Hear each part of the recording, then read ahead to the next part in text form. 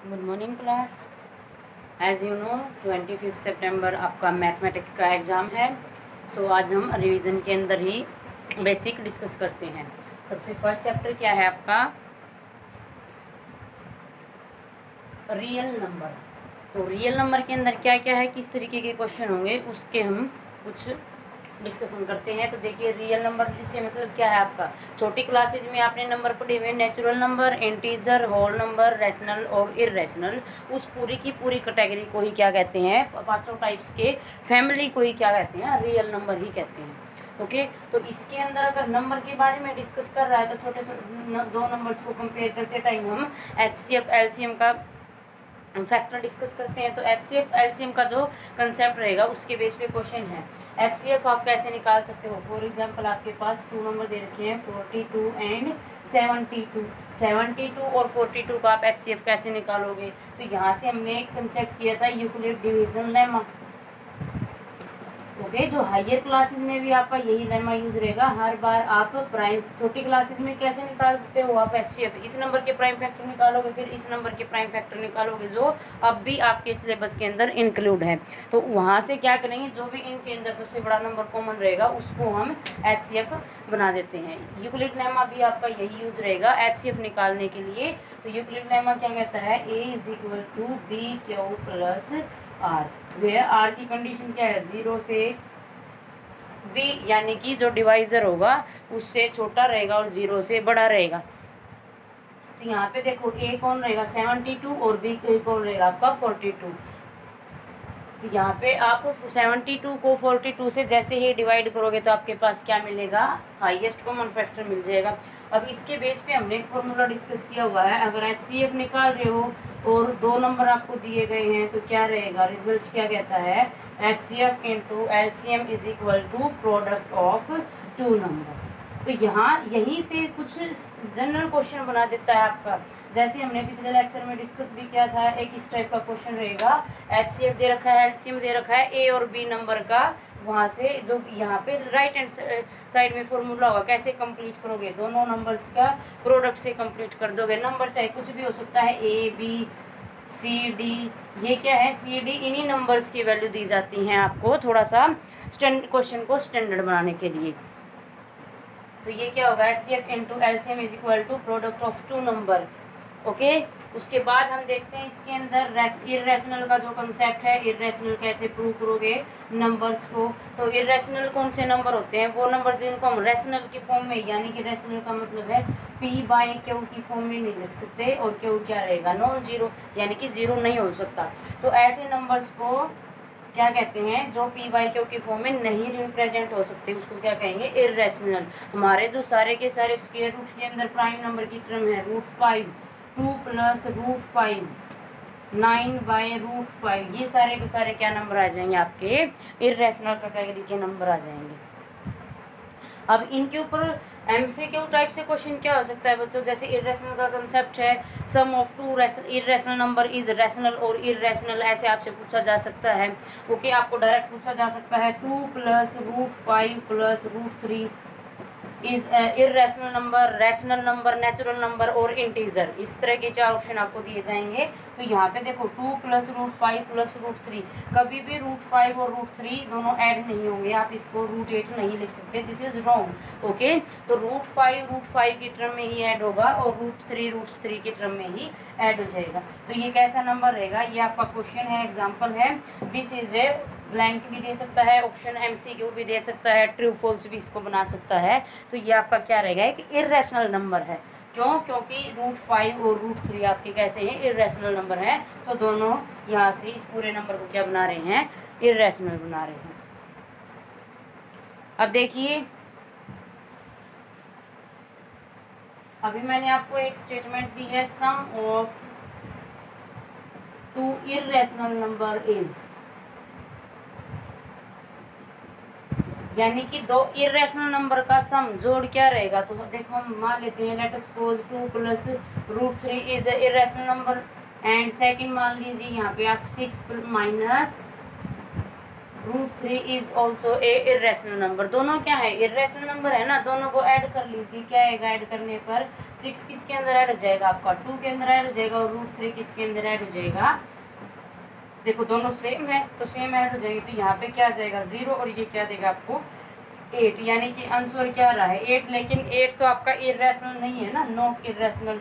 तो इसका मतलब क्या है, जो हमने अभी स्टेटमेंट बोली है, स्टेटमेंट लिखी है, sum of 2 irrational number is, option आपके दिए जाते हैं, रैशनल नंबर होगा, इर्रेशनल नंबर होगा, मे बी इर्रेशनल और may be rational. Okay, this is important point, may be irrational और रैशनल। ये बेसिक्स क्वेश्चन है, बेसिक नॉलेज कंप्लीट होना आपकी बहुत ज़रूरी है। सो मे बी इर्रेशनल और रैशनल। ओके, यानी कि या इरेशनल भी हो सकता है। मे का मतलब क्या है, पॉसिबिलिटी है, इरेशनल के होने की भी और रैशनल दोनों होने की पॉसिबिलिटी है। तो यहाँ पे देखो, जब हमने ऐसे 2 नंबर लिए तो क्या आ रहा है, रैशनल नंबर आ रहा है ना। You can write it 8/1 which is in the form of p/q। सो ये क्या बन जाएगा, यहाँ से रैशनल बन जाएगा। अगर मैं कुछ और अनदर एग्जाम्पल लूँ, 2 + √5 के अंदर अगर हम जोड़ते हैं 3 + √6, तो यहाँ पे क्या बनेगा न्यू नंबर, 5 + √5 + √6। √6 और √5 तो एक दूसरे में ऐड नहीं हो सकते, तो ये कैसा नंबर होगा, दिस इज इर्रेशनल नंबर। तो यहाँ से क्या मिलेगा बच्चों आपको, देखो इस केस से तो आपको रैशनल नंबर मिल रहा है और यहाँ से इर्रेशनल नंबर मिल रहा है। तो इस क्वेश्चन को आपने सेलेक्ट करने के लिए क्या ऑप्शन सेलेक्ट करना है, मे बी इर्रेशनल और रैशनल। किसी केस में ये रैशनल भी हो सकता है, किसी केस में ये इर्रेशनल भी हो सकता है। 100% ट्रू नहीं है कि भाई वो रैशनल ही होगा, और 100% ट्रू नहीं है वो इर्रेशनल ही होगा। ओके, तो इस तरीके के क्वेश्चन आपके आ सकते हैं। लेंथी तो अगर लॉन्ग आंसर टाइप की हम बात करते हैं तो आपको पता है, फॉर एग्जांपल आपके पास 5 + √3 एक इरेशनल नंबर आपने प्रूव करना है, तो हम इसको कंट्राडिक्शन से करेंगे। बेस्ट मेथड है कंट्राडिक्शन का, मतलब क्या, हम इसको मान लेते हैं ये क्या होगा, एक रैशनल नंबर होगा। It is a rational number. अगर ये रैशनल नंबर है तो आप इसको p/q की फॉर्म में रिप्रेजेंट कर सकते हो। अब यहाँ से सिंप्लीफाई कर लीजिए, √3, 5 यहाँ पे एडिशन में है, यहाँ पे क्या करोगे, सब्ट्रैक्ट कर दोगे, एलसीएम ले लीजिए, क्या आएगा, √3 = p-5q/q। और जब हम रैशनल नंबर की डेफिनेशन लिखते हैं बच्चों, तो p और q क्या होते हैं, आपके इंटीजर रहेंगे। तो यहाँ पे p और q इंटीजर है, वही p और q यहाँ पे है, तो ये भी क्या है, इंटीजर। और इंटीजर बाय इंटीजर ये क्या देगा आपको, एक रैशनल नंबर ही देगा। Okay, left hand side rational है, लेकिन ये तो रैशनल की कैटेगरी का नहीं है, तो हमें इसको प्रूव करके दिखाना है।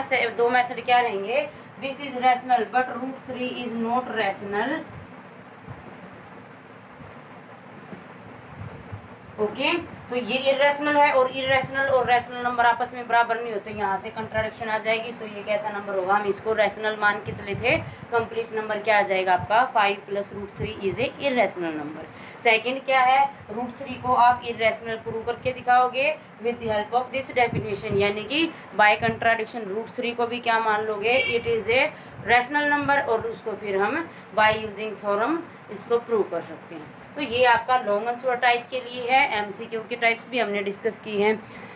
उसके बाद फर्स्ट चैप्टर में क्या आता है, टर्मिनेटिंग और नॉन टर्मिनेटिंग। ओके, टर्मिनेटिंग और नॉन टर्मिनेटिंग, तो दोनों में देखिए टर्मिनेटिंग और नॉन टर्मिनेटिंग कैसे निकालोगे। टर्मिनेटिंग का मतलब क्या है, अगर आपका गिवन रैशनल नंबर, हम रैशनल नंबर को अगर डिस्कस कर रहे हैं, गिवन रैशनल नंबर आपका, यहाँ पे देखो फॉर एग्जांपल हमने एग्जांपल लिया है 3/40। अगर यहाँ पे किसको कंपेयर करोगे, हमें न्यूमिनेटर से कुछ नहीं लेना, हमें सिर्फ डिनोमिनेटर के बारे में डिस्कस करना है।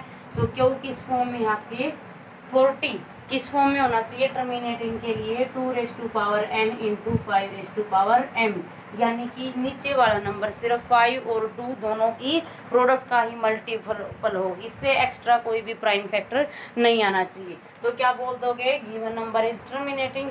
उसके बाद क्या पूछ सकता है, कितने प्लेसेस तक टर्मिनेट हो रहा है ये नंबर।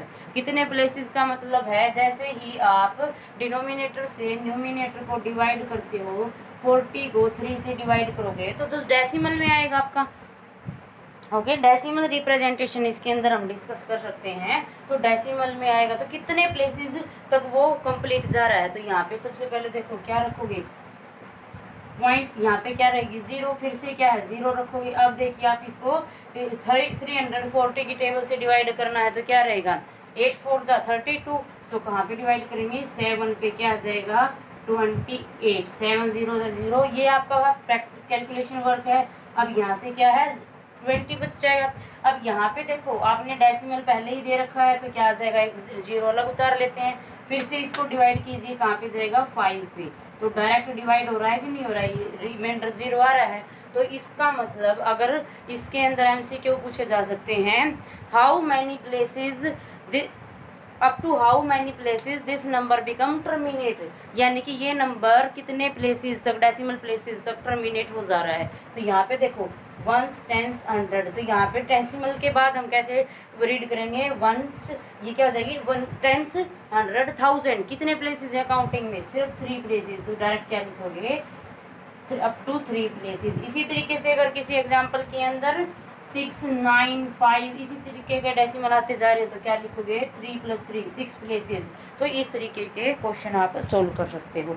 कुछ क्वेश्चन के अंदर आपको दे देगा 6/8 है जैसे, तो उसकी सिर्फ डेसिमल वैल्यू भी पूछ सकता है। ओके, तो ये कंसेप्ट है टर्मिनेटिंग विद डेसिमल प्लेसेस। अब यहाँ पे इस नंबर को बताइए ये टर्मिनेट बनेगा या नहीं बनेगा। आप चेक कर चुके हो, टर्मिनेट होने का मतलब होता है डेसिमल के कुछ पोजीशन तक वो कंप्लीटली डिवाइड हो जाए, टर्मिनेट हो जाए। ओके, तो यहाँ पे आपने देखा है 0.075 3 प्लेसेस तक आपका कंप्लीट नंबर डिवाइड हो जा रहा है, रिमाइंडर 0 दे रहा है। इसका मतलब कैसा होगा, टर्मिनेट होगा। अब इस प्रॉपर्टी से भी टर्मिनेट चेक कर सकते हो। देखिए 2 × 5 40 को क्या लिख सकते हो बच्चों 5 × 8, प्राइम फैक्टर निकालने हैं तो 8 के प्राइम फैक्टर क्या रहेंगे 2 × 2 × 2 यानी कि 2⁻3। देखो 5 की पावर m यानी कि 5 कितनी बार है 1 टाइम्स, 2 की पावर n 2 कितनी बार है 3 टाइम्स। 2 और 5 प्राइम नंबर को छोड़ के इसकी प्रोडक्ट में और कोई प्राइम नंबर यूज नहीं हो रहा है। सो ये कैसा होगा, नंबर टर्मिनेट हो जाएगा। ओके, इस तरीके से आपने क्वेश्चन सोल्व करने हैं। नेक्स्ट देखिए इसी के अंदर एग्जांपल 2/1 to 9। अब देखिए इसके अंदर सबसे पहले क्या करोगे, क्यू को चेक करोगे, यानी कि डिनोमिनेटर क्यू क्या है 1 to 9। 1 to 9 को बाय प्राइम फैक्टराइजेशन क्या लिख सकते हो, इसके प्राइम फैक्टर आपको करने आते हैं। क्या रहेगा 3 4 जा 3 3 जा। उसके बाद देखो 43 is a prime number, so you can write it 3 × 43। Okay, तो यानी कि क्यू के पास क्या है, ना तो 2 ही फैक्टर है ना 5 फैक्टर है प्राइम, इसके पास 2 क्या है 3 और 43 दो अलग प्राइम फैक्टर हैं। सो यहाँ से डायरेक्ट क्या कह दोगे, this is non terminate. Okay, तो ये आपका